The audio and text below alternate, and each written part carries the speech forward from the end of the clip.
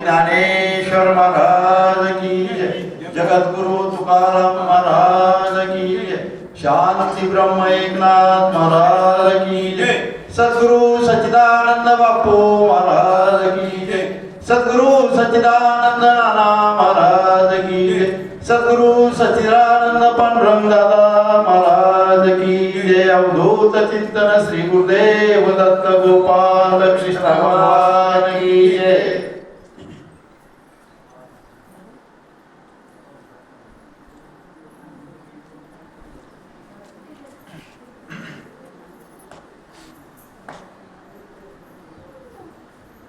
जय जय वर्षुते उदारे प्रसिद्धे अनवरत आनंदे वर्षिते. अध्याय क्रमांक 12. गुरुर्ब्रह्मा गुरुर्विष्णू गुरुर्देवो महेश्वरा गुरु साक्षात परब्रह्म तस्मै श्री गुरुवे नमः. ब्रह्मानंदं परम सुखदं केवल ज्ञानमूर्ते द्वंद्वातीतं गणसदृश तत्त्वमस्यादिलक्ष्यम् एकम नित्यमेवचलं सर्वधी साक्षीभूतं भावातीतं त्रिगुणरहितं सद्गुरु तन्नमामि. गुरु चरण प्रतापे पुण्य पापे जळाली त्रिभुवने समतीर्थे ज्ञान गंगे मिळाली. शुभाशुभ पाहता भावना राम झाली निशिदिनी गुरुराया मनी झोप आली. श्रीराम समर्थ सद्गुरुनाथ भगवान की जय. जय जय वसुदे उदारे प्रसिद्धे अनवरत आनंदे वर्षिते. 12व्या अध्यायातील ही माऊली महावैष्णव ज्ञानेश्वर महाराजांनी नमन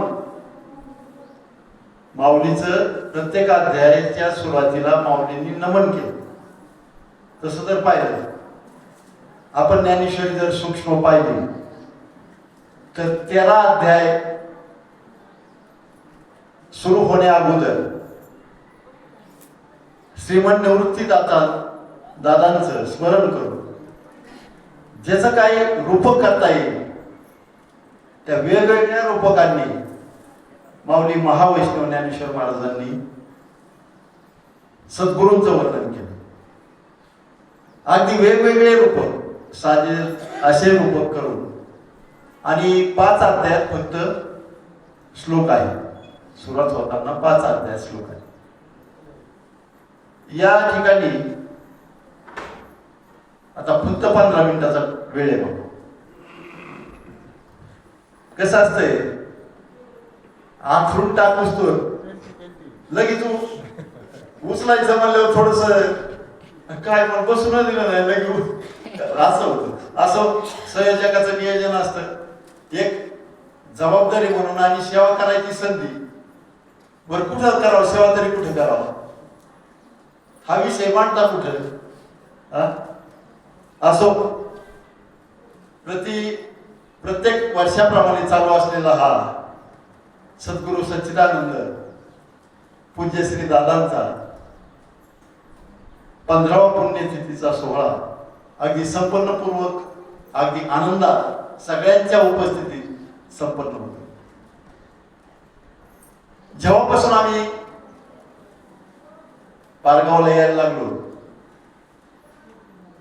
आम्ही नाही यायला लागलो आम्हाला बाप्पू आम्ही होतो. जिथं आमची ओळख नव्हती काही नव्हतं तिथं बाप्पू घेऊन जायचे. जरी काही जरी असलं मला चांगलं आठवतं दादांकडे यायला किंवा दादा श्रीला यायला बापूला किती आनंद होतो. हा लौकिकाचा भाग आहे. शरीराने जरी नाही तरीही जसं प्रपंचातले वडील गेल्यानंतर मुलाला कुठेतरी अडचण येते तशी बोटाला धरून ज्यांनी आपल्याला सांभाळलंय ते देहाने गेले तरीही त्यांची आठवण आल्याशिवाय राहत नाही. असं एक व्यक्तिमत्व होतं दादांचं. 90% संतांपैकी दादा जरा थोडे जास्त आवडते होते बापू. दादांचे बी बाप्पा आवडते होते. सांगण्यासारख्या गोष्टी भरपूर आहेत. आणि इथं काय सांगावं लागतं? ग्रंथ समोर घ्यायचा, ओवी घ्यायची, ओवीला अनुसरून आपण जे संतांच्या सानिध्यात राहिलो आणि जे अनुभव आपल्याला आले तेच नमूद करायचे असतात. माऊली महावैष्णव ज्ञानेश्वर महाराजांचा जर विचार केला, माऊली महावैष्णव ज्ञानेश्वर महाराज आपल्या सद्गुरूंना या ठिकाणी आई म्हणतात. आईची उपमा दिली बरं का सर. जय जय व शुद्धे. माऊली तुमचा जय जयकार असो, जय जयकार असो, तुम्ही कसे येत? शुद्ध येते. तुम्ही कसे आहात? शुद्ध आहात. इथं शुद्ध शुद्ध म्हटलंय. आणि शुद्ध असून कसे आहेत? उदार आहेत. त्या उदाराकरता तुम्ही प्रसिद्ध आहात. प्रसिद्ध उदार असून काय उपयोग? उदार असून जर तुमच्यापासून दुःख होत, पण तसं नाही. अनवरत आनंद आहे. नुसता आनंद नाही, अनवरत आनंद आहे. वर्षती. वर्षती म्हणजे काय? मेघाची उपमा दिली. मेघ जसा वर्षतो तसं तुम्ही वर्षता. तसा जर बारीक विचार केला या ओवीचा, शुद्ध, उदारे, अनवरत आनंदेन वर्षती, ह्या शब्दाचा जास्त विचार केला तर आपल्या लक्षात येईल. आता थोडस आटपायच्या दृष्टीने एक थोडस पूर्वमीमांसा न करता पटपट मी जेवढं मला सांगता येईल समायोजित वेळेत तेवढं बोलण्याचा प्रयत्न करतो. अर्थात हे बोलून कोण घेणार आहे? दादा बाप्पा आहेत पाठीमागे. दादा बाप्पा पाठीमागे. काय बसायची गरज पडली नाही आपल्याला कधी. आणि आता गरज आहे असं नाही. एक कुणीतरी आदेश करतं म्हणून बसावं लागतं. बरं बोलता तरी काय येतंय आपल्याला? ज्ञानेश्वरी सुद्धा वाचायची गरज का पडायला लागली आता? एवढं सूक्ष्म चालती बोलती ज्ञानेश्वरी गेल्यामुळं. शब्दाने का व्हायना, घरी आलं की तोच विषय, प्रवासात तोच विषय. त्यामुळं उणीव ही नक्कीच भासते. तर ही ओवी निर्माण होण्याचं कारण काय? आणि इथं माऊलीची उपमा देतात असं मी म्हणतो. तर आपण थोडस मागे यावं लागेल याच्याकरता. आपण 10वा अध्याय उघडा. 10व्या अध्यायात कृष्ण परमात्म्याने अर्जुनाला विभूती योग सांगितला. इतका विभूती योग सांगितला की 75 विभूती योग सांगितले. शेवटी तर असं म्हटले, अर्जुना याचे यवत दिवा ब्रह्मलोकापासून मुंगीपर्यंत ओतप्रोत वीज भरलेलं आहे. 11वा अध्याय संपला, 10वा अध्याय संपला. आता 11वा अध्याय सुरू झाला. 11व्या अध्यायात कृष्ण परमात्म्याने अर्जुनाला उपदेश करताना अर्जुनाची एक खंत, आता कोणतंही वर्ण थोडं विस्तार करता येईल ना मला आता, कारण असं झालंय म्हणजे पकडल्यासारखं की काय सांगून काय नाही असं झालं. तर जे आपण वर्णन करतो, समजा एखाद्या यात्रेला गेलो आपण आणि घरी आल्यावर वर्णन सांगितलं, लग्नाला गेलो घरी आल्यावर वर्णन सांगितलं, तर आपल्याला वाटतं आपण असायला पाहिजे होतं. दादाच्या पुण्यतिथीला नाही आलो, विलास महाराज आले कड्याला सांगितलं वर्णन, इथं काय काय चुकले आपली पुण्यतिथी. तद्वत त्याप्रमाणे अर्जुनाला झालं. इतके तुमचे योग येतील, इतका विभूती योग वगैरे वगैरे सगळे योग बघून घ्या 10व्या अध्यायात. मग अर्थातच अर्जुनाला अशी लालसा निर्माण झाली की हे सगळं आपण पाहू, हे विभूती योग आपण सगळे पाहून घ्यावं. म्हणून अर्जुनाने कृष्ण परमात्म्याजवळ ही इच्छा व्यक्त केली. आणि लगेच कृष्ण परमात्म्याने विराट स्वरूप दाखवलं. सुरुवातीला अर्जुनाला समाधान झालं, विराट रूप आल्यानंतर समाधान झालं. आणि सूक्ष्म जसं पाहतात अर्जुन गेला तसं कौरव गिळंकृत होतात, सगळे गिळंकृत होत चालले कृष्णाच्या मुखात. आणि शेवटी आपला विनंबर लागतोय का काय त्यामुळे त्याच्या शरीराला कंप सुटला आणि घबराट निर्माण झाली.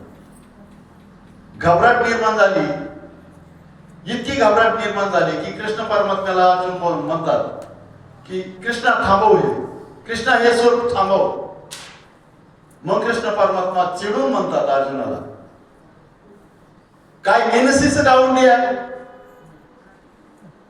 अंग सांडून छाया आली मी तशी, म्हणजे खरं स्वरूप माझं दाखवायला गेलो तुला, ते सोडून तू माझ्या सावलीला आलिंगन करायला लागलास.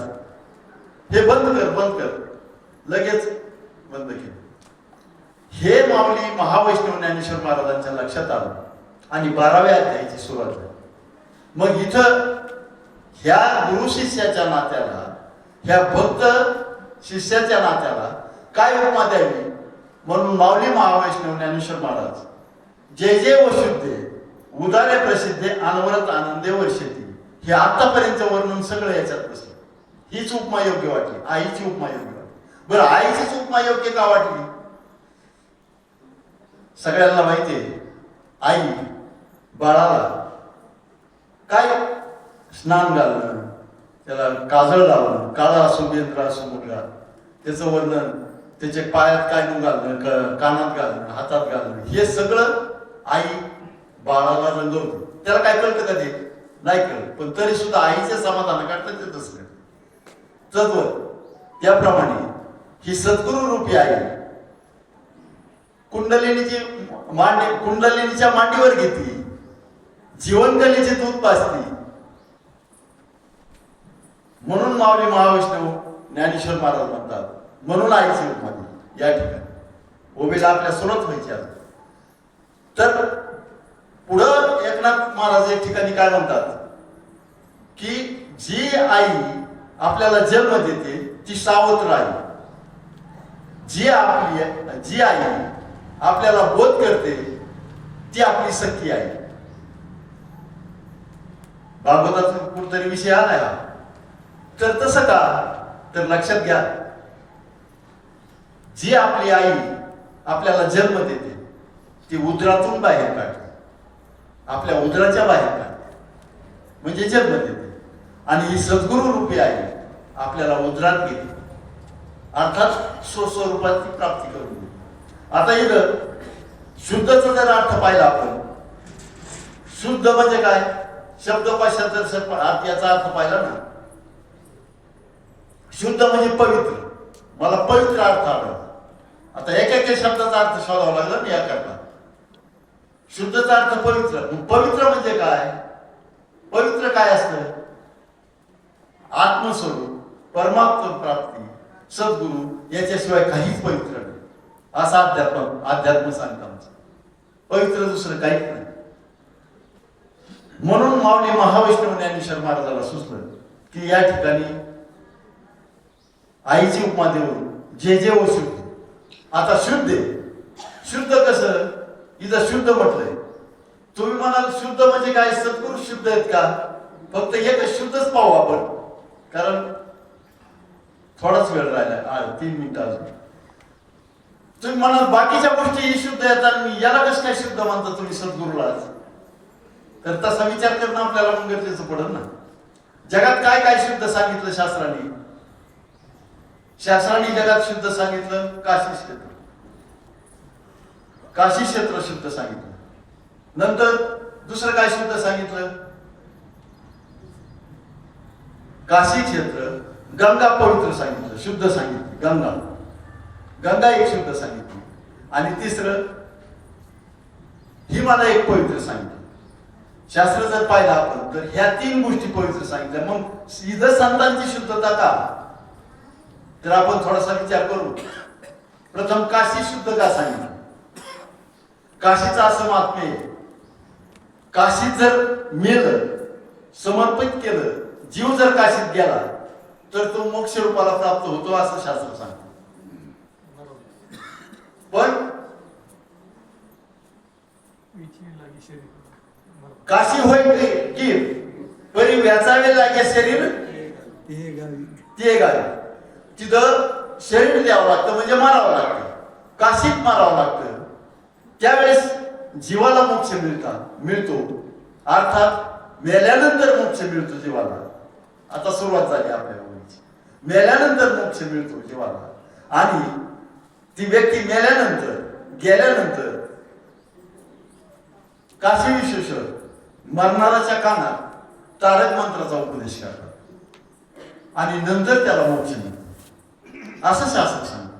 पण इथं आलिंगन घडे मोक्ष सायुज्यता जोडे, संतांच्या ठिकाणी मरायची गरज आहे का?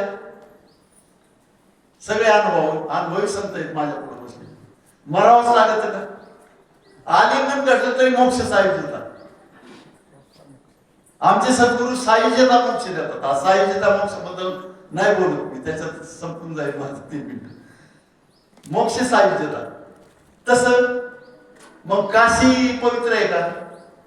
नाही. आमच्या माऊली महावैष्णव ज्ञानेश्वर महाराजांनी या ठिकाणी काशी पवित्र म्हणून नाही म्हणलं. राहत कोण राहिला आता? गंगा. गंगा गंगा पवित्र आहे. आपण शास्त्र सांगताय आपल्याला गंगा पवित्र आहे. गंगा पवित्र कशी? गंगा खर तर स्वर्गातली व्यक्ती आहे, स्वर्गातली नदी आहे, स्वर्गातली गंगा आहे. पण या भारत देशात आली कशी?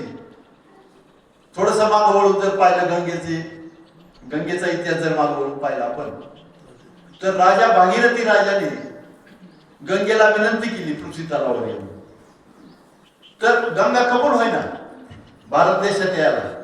का कबूल व्हायना? का कबूल व्हायना?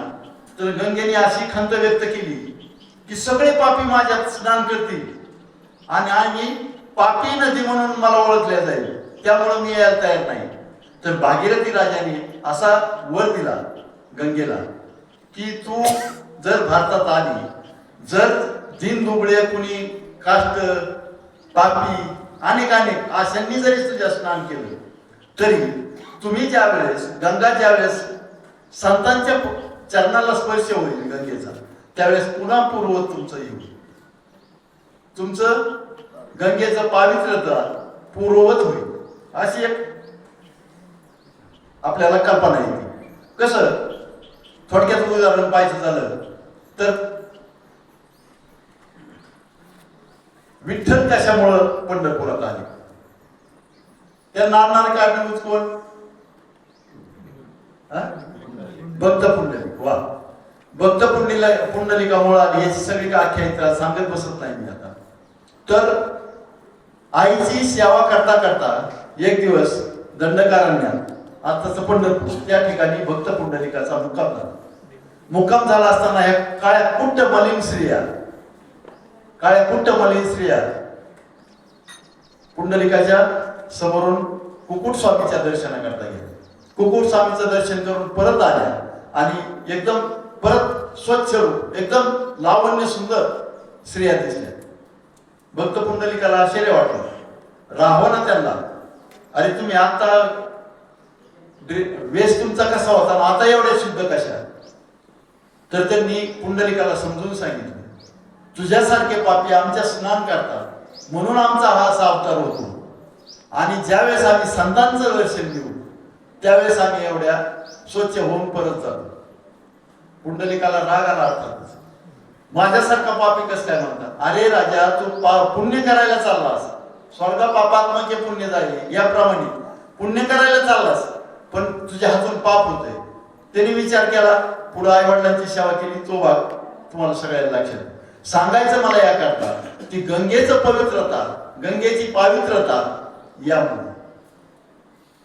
पावित्रता यामुळे म्हणून गंगेपेक्षाही सद्गुरु शुद्ध आहे. इथं शुद्ध म्हणजे पवित्रता, इतके पवित्र आहे. आता राहिला हिमालय. शास्त्राने हिमालयाला एक मान्यता दिली, पवित्र हिमालय म्हणल्या गेलं. पण हिमालयात जाणं एवढं सोपं आहे का? शरीर सुदृढ पाहिजे, आपल्यापासून हिमालय भरपूर लांब आहे, पैसा पाहिजे, परत हिमालयाचं वातावरण आपल्याला सहन झालं पाहिजे. म्हणजे हिमालय सुद्धा संतांनी नाकारला. अर्थात का नाकारला? संतांच्या शुद्धतेमुळे. संत शुद्ध इतके आहे हे सांगायचं माऊली महावैष्णव ज्ञानेश्वर महाराज. जे व शुद्ध, हे शुद्धचे एवढे 3 विश्लेषण मला वाटतं भरपूर झाले. तर यामुळे माऊली महावैष्णव ज्ञानेश्वर महाराजांनी आपल्या सद्गुरूंचं रूपक करून, सद्गुरूला रूपक करून ही शुद्धता दाखवली. असो, उदारे प्रसिद्ध अनवरत आनंदे वर्षिते, भरपूर विषय मोठा आहे, पण एक वेळ 15 मिनिटं माझी संपलेली आहे. मी माझी सेवा या ठिकाणी विश्राम घेतो आणि मला जी संयोजकांनी 2 शब्द बोलायची संधी दिली, मी अगदी नियमांचं काटेकोर पालन केलं. मला 15च मिनिटं दिली. तर सगळ्यांचे धन्यवाद. फक्त शेवटी एकच सांगतो, संत जात नसतात, येत नसतात, काहीच नाही. येत नाही, जात नाही. वर शेती आहे. कसं 2च मिनिटं घेतो आपण, फक्त 2 मिनिटं. वर शेती आहे. विचार जर केला तर दादा देहानी नाही, बापू देहानी नाही. जसं परिपूर्णता, गंगेची परिपूर्णता कशात आहे? समुद्राला मिळाली. सगळे शुद्ध लोक आहेत. समुद्राला मिळलं की गंगेची थांबली, गंगा थांबली म्हणजे संपलं गंगेचं. पण ज्यावेळेस मागून मी गंगेचा ओघ चालू असतो, तिचं वाहन चालू असतं, त्यावेळेस आपण काय समजायचं? तसं तद्वत त्याप्रमाणे संत जरी गेले तरी हे जे चाललेलं आहे हे दादांचं वाहन आहे. अगदी वाहन, यात किंचित सुद्धा शंका घ्यायची नाही. अर्थात शंका घ्यायचं कारणच नाही, म्हणून तर इथं आलो आपण. ज्यांच्या फक्त वाईट याच वाटतं, ज्यांच्या सानिध्यात आपण राहिलो त्यांचं काम झालं, विषय संपला. साधू येतातच त्या करतात. काम संपल्यानंतर 0 मिनिटं सुद्धा थांबत नाही. 0 म्हणायला अवकाश की साधू आपला अवतार संपत असतात. परंतु आपल्याला खंत याच्यामुळे वाटते की आपलं अज्ञान, हे आपलं बुद्धीचा दोष आहे. साधू येत नसतात, जात नसतात. अर्थातच हे त्यांचं वर्षण आहे. वर्षणाबद्दल बी आपल्याला भरपूर बोलायचं होतं, पण वेळ कमी आहे. मला जी 2 मिनिट बोलायची संयोजकांनी संधी दिली खरंच. आणि बोलावं तरी कुणा पुढं हो? जिथं पेपर चालू असते सर, तिथं पेपर द्यावा का इकडे रानात पेपर द्यावा? गावाकडे रानात शाळेतला पेपर देता येईल का? तज्ञ मंडळी असतील, ऐकणारे असतील, आपल्या चुका आपले माणसं सांगत असतात, हे याचा अर्थ असा होतो, त्याचा अर्थ तसा होतो. तर जितकं आत खोल शिरावं तितकं भरपूर आहे. असो, सगळ्यांच्या चरणी एकच प्रार्थना करतो, आपली चाललेली वाटचाल योग्य दिशेने चाललेली आहे हे निश्चित सगळ्यांना अनुभव आहे. आणि अशीच चाललेली वाटचाल योग्य दिशेने चालू असावी हीच एक चरणी ज्यांच्याकरता सेवा केली त्यांच्या चरणी विनम्र प्रार्थना करतो. आणि अंतःकरणपूर्वक पुन्हा एकदा ब्रह्मभूत सद्गुरू सच्चिदानंद दादांना, ब्रह्मभूत सद्गुरू सच्चिदानंद बापूंना नतमस्तक होऊन एवढीच एक प्रार्थना करतो की दादा, हीच बुद्धी आम्हाला वर्षानुवर्षे जोपर्यंत देह आहे आमचा तोपर्यंत मिळावी, हीच एक चरणी प्रार्थना करतो. आणि माझी झालेली सेवा पूर्ण. पुंडलिकावरती